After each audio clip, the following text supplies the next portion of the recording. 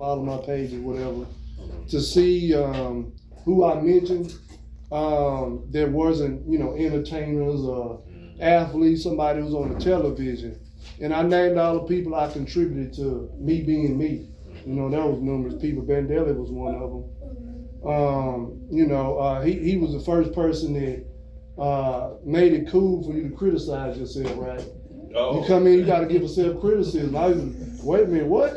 You know what I'm saying? Because you never, this society, it teach you to be it influence and encourage you to be egotistical and look at everything like you're doing everything the right way, even when you know you're not, but you do a self-criticism. And once I learned that habit, it was something easy, right? It was something I naturally, do. And so, but I mean, history, man. I never pinpoint one person. I think that all the elders I've known, in the movement, shaped how I understood, because I learned from so many people, and it was intentional. I want to give with this, Dr. Batulu Shakur. We had a program many years ago that we started and continued on. Y'all mentioned Pleasant Grove. We started People's Lunch Counter.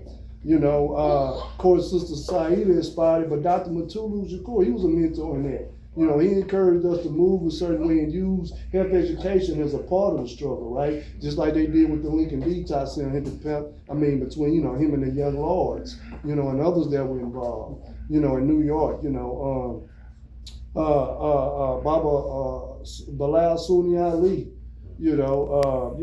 so many people, that shaped how I view and understand the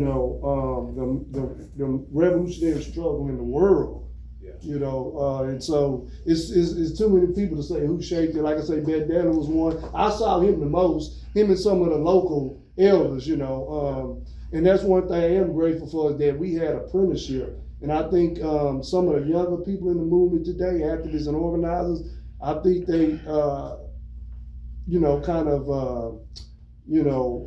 overlook the effectiveness of apprenticeship. Yeah. You know what I'm saying? You hate to just come to them and be like, I'm your great uncle or something like that. You don't want to have that kind of approach, right? But I constantly inform them, and I let them know it don't have to be me, but you have to, align yourself with those who have done it before you, because otherwise you're just gonna be chasing your tail. You're doing things that you think you're the first one to do it. You think you're the first one ever to do it. Yeah. But people been doing it since forever. And you're not attaching yourself to those who already done it. They give you the keys to the game that will help you navigate through, the movement and your life. Because a lot of the elders that I moved with, they didn't just talk to me about, socialism and revolutionary every day. They dealt with manhood, dealing with raising a family, being bringing your family into a collective space. You know what I'm saying? So it's these things that apprenticeship will do for you. And I think that, apprenticeship coming back to the movement is definitely what we need. And I think that's going to help shape other young people, just like I was shaped by, Bandela and Matulu and Baba Lyle and so many other elders that I've met. Yeah. That is a hard question to pinpoint to any single person or any single group. I grew up in Chicago, and during my adolescent years in the 1980s, the Nation of Islam was huge. You couldn't move without being impacted by them. Even growing up, the Puerto Rican independence struggle had a direct impact on me. There's this area called Humboldt Park, which was a center, and still is a center for Puerto Rican independence. But the whole neighborhood would just be graffiti art advancing certain ideas, certain positions. And even though I didn't cement it in my head, it was a seed. And I think that's one of the reasons why it's so important for us to do political education work within the community. Because for us, it's like there's two levels of political education. There's one, identifying the ready forces, those who are already to some level of advanced consciousness. They just need to be pushed to join a struggle or join an organization. And then there's lifting up the non-ready forces to be closer to being ready. Yeah.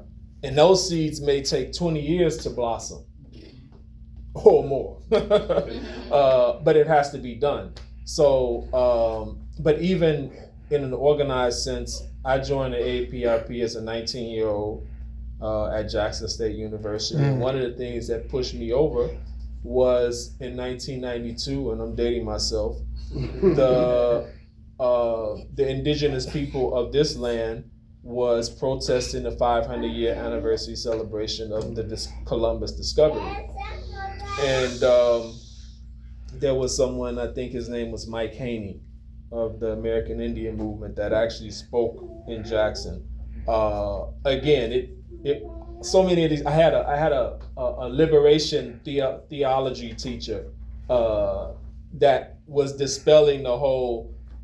If you're a Christian, you just acquiesce, and you just pray to get your liberation, and you don't do anything active. He was saying you need to organize. You need to be consciously involved. So it's many.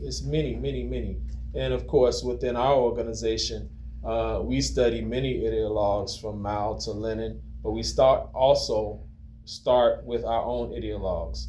And unfortunately, in the African world, there's still that struggle that our ideologues aren't good enough. That we have to be this or we have to be that. But people like Nkrumah, like Sekou Touré, like Patrice Lumumba have made tremendous, Walter Rodney have made tremendous contributions to the ideological revolution. And they should be celebrated in our view just as much as anyone else. But I think